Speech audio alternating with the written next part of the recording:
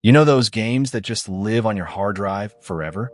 The ones you've beaten at least twice, but keep installed anyway because you know you'll be back?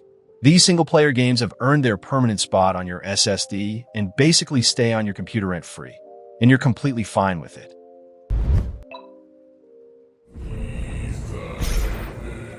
Doom Eternal is the game you keep installed for when you need to blow off steam in the most literal way possible.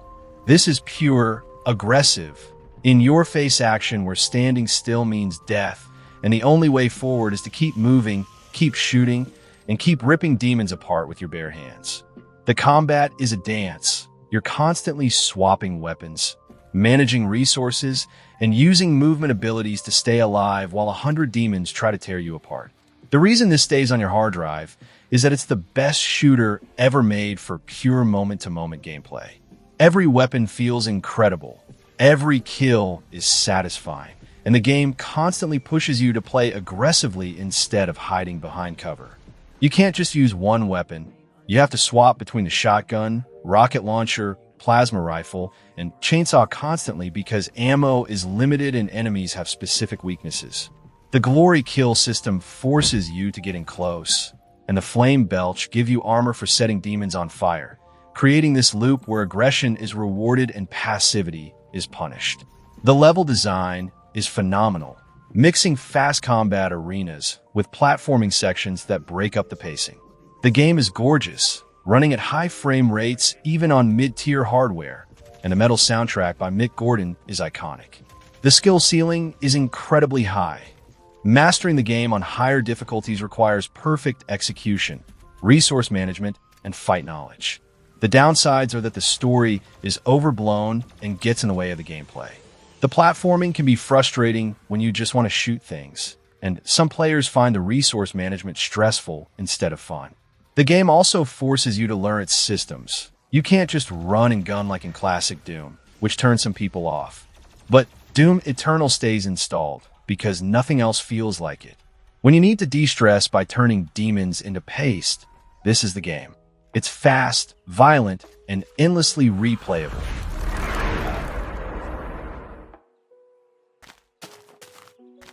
Minecraft is the game that survives every hard drive cleanup because it's not just a game. It's a creative tool, a meditation app, and a digital Lego set all in one.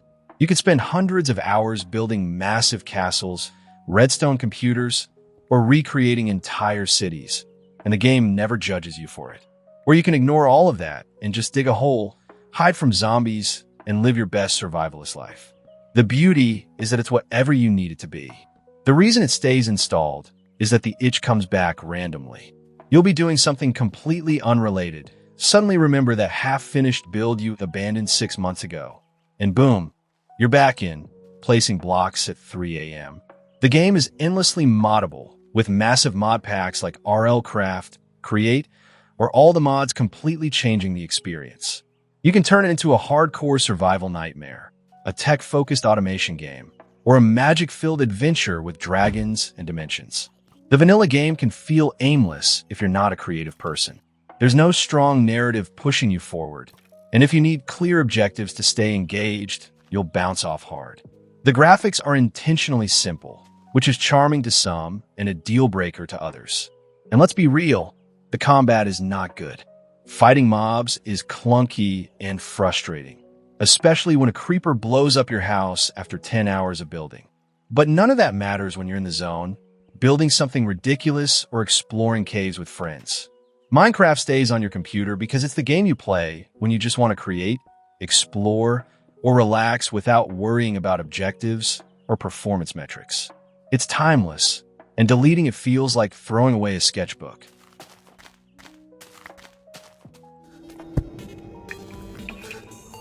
Terraria looks like 2D Minecraft, but calling it that is like calling Dark Souls just a dungeon crawler. This is a game where you start by chopping trees and digging dirt, and 50 hours later you're fighting cosmic horrors with a sword that shoots bees while riding a UFO mount. The progression is insane. Every boss you beat unlocks new ores, new biomes, and new challenges that completely change how you play. The reason this never gets deleted is the build variety and replayability. You can focus on melee, ranged, magic, or summoner builds, and each one plays completely differently. The world is procedurally generated, so every new playthrough has different dungeon layouts, different loot, and different challenges. And the game is constantly being updated. The developers keep adding massive free content updates that introduce new bosses, weapons, and mechanics, giving you reasons to come back years after you thought you were done. Combat is fast, satisfying, and surprisingly deep. Boss fights are elaborate bullet hell encounters that require preparation, strategy, and actual skill to survive. Building is just as important as fighting. You need to create arenas for bosses, farms for resources, and housing for NPCs who sell you crucial items. The game respects your time by letting you teleport between areas, and the pacing is perfect. There's always a new goal just over the horizon. The downsides are mainly inaccessibility. The game does a terrible job of explaining its systems, and without a wiki, you'll have no idea how to progress. Some bosses have obscure summoning requirements, and certain items are locked behind RNG that can feel frustrating. The pixel art is charming but dated, and if you're not into 2D side-scrollers, you'll never connect with it. But if you want a game with endless content, constant updates, and enough replayability to last years, Terraria earns its permanent spot on your hard drive. Another quest to go find. Skyrim is the game that refuses to die, and honestly, it deserves this status. This is the ultimate I'll just play for an hour game that turns into a 4-hour session where you never even touch the main quest because you got distracted joining the Thieves Guild, arguing with NPCs about whether you're really the Dragonborn, and, of course, collecting cheese wheels. The world is massive, filled with dungeons, quests, and random encounters that make every playthrough feel different even though you've seen the same dragon skeleton on that mountain 100 times. The real reason this never gets deleted is mods. The modding community has kept Skyrim alive for over a decade with everything from graphics overhauls that make the game look modern to complete gameplay overhauls that turn it into a survival sim or a Dark Souls clone. You can mod in new lands, new quests, new companions, better combat, realistic weather, flying mounts, or just turn every dragon into Thomas the Tank Engine. The game is a sandbox where you decide what experience you want, and that flexibility means you can reinstall, throw in 50 new mods, and have a completely fresh experience. The downsides are obvious by now. The vanilla combat is floaty and unsatisfying. The main story is forgettable, and the game is held together with duct tape and prayers. Bugs are a feature at this point. Bethesda has re-released this game so many times it's become a meme, and the fact that they keep selling it instead of making Elder Scrolls 6 is genuinely frustrating. But none of that matters when you're sneaking through a dungeon at 2 a.m., building your stealth archer for the 15th time, and loving every second of it. Skyrim lives on your hard drive because it's the RPG you can always come back to and find something new to do.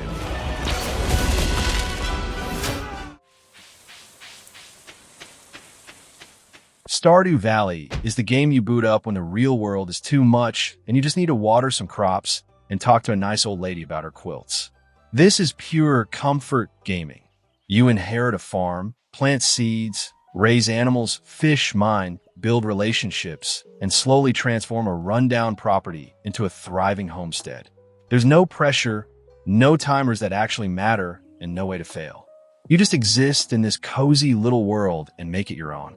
The reason this stays installed forever is that it's the perfect I have 30 minutes game that turns into a 6-hour session. The gameplay loop is addictive. Plant crops, water them, harvest them, sell them, buy better seeds, repeat. But layered on top is fishing, mining, foraging, cooking, crafting, relationship building, seasonal events, and in-game content that keeps you busy for hundreds of hours. And the modding community is huge, adding new crops, new romance options, quality of life improvements, and even complete content expansions. The beauty of Stardew is that you play at your own pace. You can min-max your farm for maximum profit, or you can ignore efficiency and just vibe. You can romance 1 to 12 marriage candidates, or stay single. You can focus on fishing, mining, or just decorating your house. The game never judges you for playing wrong. because there is no wrong way to play. The downsides are minimal but worth mentioning. The early game can feel grindy when your energy bar is tiny and your hand watering 20 crops. The combat in the mines is basic and clunky, clearly not the focus of the game.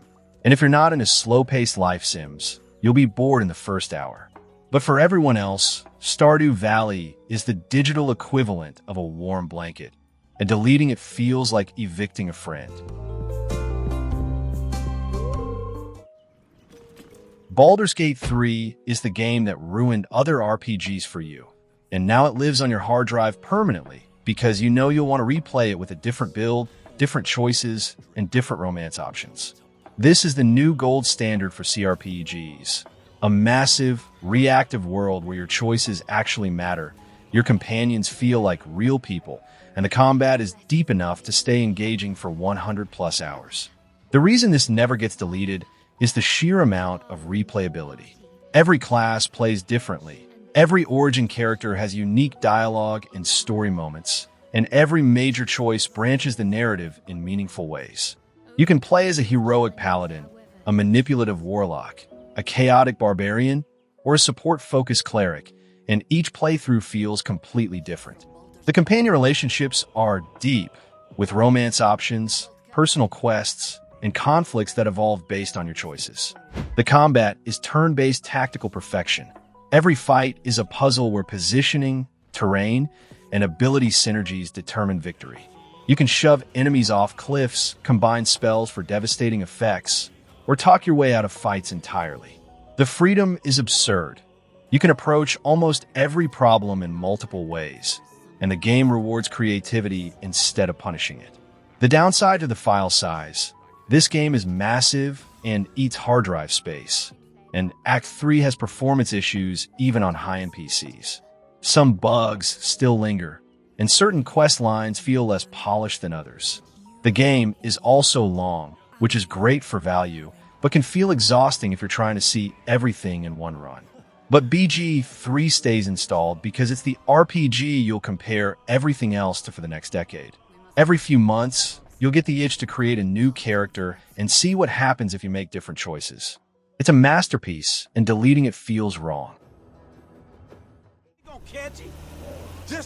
Grand Theft Auto 5 has been out for over a decade, and it's still one of the most impressive open worlds ever created. It's massive, detailed, and alive in a way that most modern games can't match. You can play the story missions, cause chaos in free roam, race cars, fly planes, play tennis, go scuba diving, or just drive around listening to the radio. The world is a sandbox that invites experimentation, and the sheer variety of activities means you can play for hundreds of hours. The reason this stays installed is the story mode's replayability and the first-person mode that completely changes the experience. The three-character structure lets you switch between Michael, Franklin, and Trevor, each with different abilities, missions, and perspectives on story. The heists are elaborate multi-part missions that feel like planning and executing a movie, and replaying them with different approaches keeps things fresh. And if you ever get bored, you can mod the game with graphics enhancements, new vehicles, or complete gameplay overhauls. The shooting and driving are both excellent, with tight controls that make action sequences feel satisfying. The writing is sharp, satirical, and often hilarious, even if the humor doesn't always land.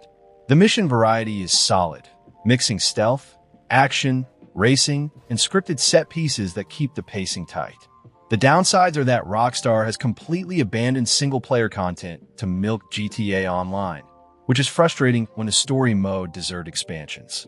The story itself is good, but not groundbreaking, and some missions force you into specific approaches that feel restrictive. The game is also huge, which is a legitimate concern if storage is tight. But GTA 5 stays on your hard drive because it's the ultimate I just want to mess around game. You can boot up, cause chaos for 20 minutes, and log off satisfied. It's the open world standard, and even years later, nothing has quite matched it.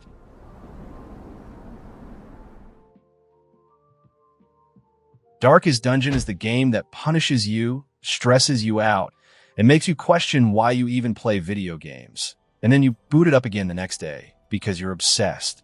This is a turn-based roguelike dungeon crawler where your heroes aren't invincible warriors. They're fragile, mentally unstable people who will develop phobias, addictions, and breakdowns if you push them too hard.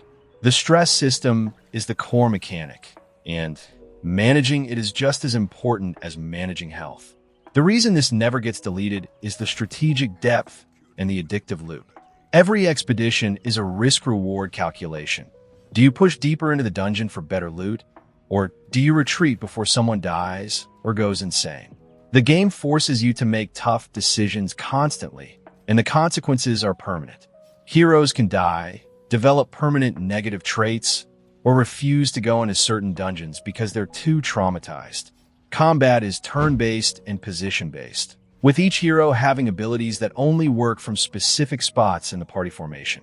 You're constantly managing who stands where, what abilities to use, and whether to focus on damage, healing, or stress relief. The enemy variety is huge, and each faction requires different strategies to counter effectively. But RNG can absolutely ruin you. A single critical hit can cascade into a party wipe, and sometimes the game just decides you lose through no fault of your own. The grind can be brutal. You'll lose high-level heroes and have to train new ones from scratch, which feels like punishment. The art style and narration are incredible, but the repetitive dungeon layouts and slow pacing can wear you down. But Darkest Dungeon stays installed because no other game captures the feeling of tension, risk, and hard-earned victory quite like this. When you finally beat a boss after multiple failed attempts, it feels genuinely earned.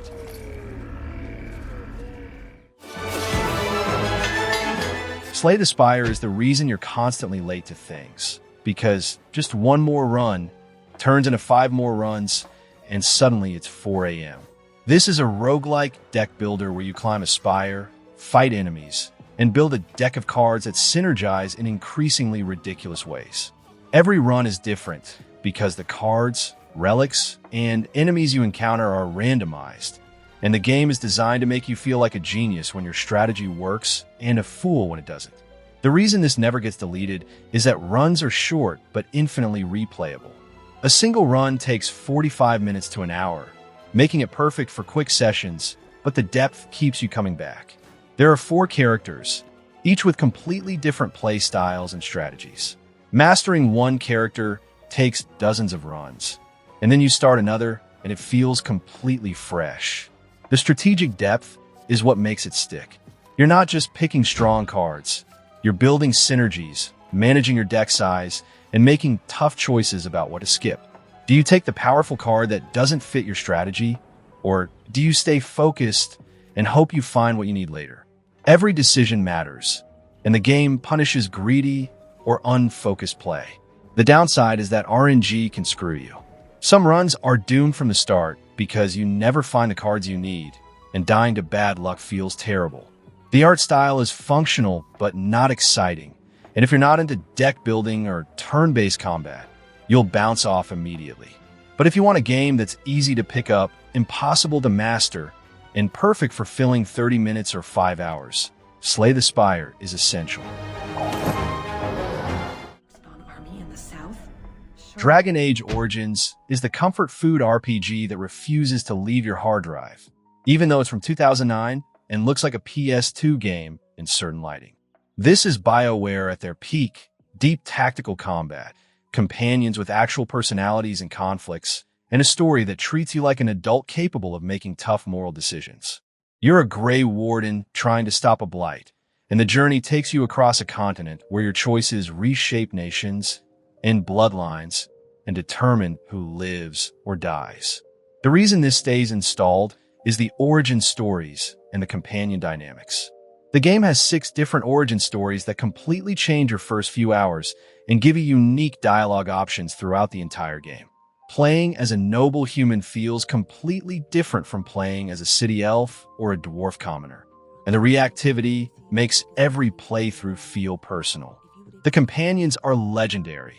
Alistair, Morgan, Zevran, Sten, each with their own beliefs, conflicts, and approval ratings that shift based on your choices. Combat is tactical and party-based, letting you pause and issue commands to control the battlefield. On higher difficulties, it becomes a genuine puzzle where positioning, crowd control, and ability combos determine victory. You can customize builds extensively, mixing warrior, rogue, and mage abilities to create unique playstyles. The flaws are obvious. The graphics are dated, the animations are stiff, and combat can feel slow and clunky compared to modern games. Some dungeons drag on forever with repetitive encounters, and the Deep Road section is universally hated for overstaying its welcome. The game also has pacing issues in the middle act. But Dragon Age Origins stays on your computer because no RPG since has quite captured that same feeling of leading a party of deeply flawed people through an epic, world-ending crisis. You know you'll replay it eventually, so why bother deleting it? And here's my little brother to see me off. Because I know. Fallout 4 is the game you keep installed even though you know it's the weakest modern Fallout, because sometimes you just want to wander a nuclear wasteland, shoot raiders, and build a settlement that nobody asked for. The Commonwealth is huge and filled with environmental storytelling. Every location has a story told through skeletons, terminal entries, and environmental details. You can ignore the main quest entirely and just explore, finding new side stories, hidden bunkers, and random encounters that make the world feel alive. The reason this stays on your computer is the settlement building and mods. The base building system is addictive in a way that has nothing to do with the main game. You can spend dozens of hours turning Sanctuary into a fortified city or building elaborate structures that serve no purpose except to look cool. And the modding scene is massive, with everything from graphics overhauls to complete quest expansions that add dozens of hours of new content. You can turn it into a hardcore survival sim, a horror game, or just make it run and look better than Bethesda ever intended. The flaws are hard to ignore. The dialogue system is terrible, stripping away the role-playing depth of earlier games. The story is predictable, the factions are shallow, and the ending choices feel meaningless. The gunplay is decent, but nothing special, and the RPG mechanics are watered down compared to New Vegas. The game is also buggy as hell, with crashes, broken quests, and performance issues even on modern hardware. But despite all that, Fallout 4 stays installed because it's the perfect turn your brain off and shoot stuff game. The world is fun to explore, the combat is satisfying enough, and the modding potential means you can always refresh the experience. It's not the best Fallout, but it's the one you keep coming back to when you want to relax in a post-apocalyptic playground.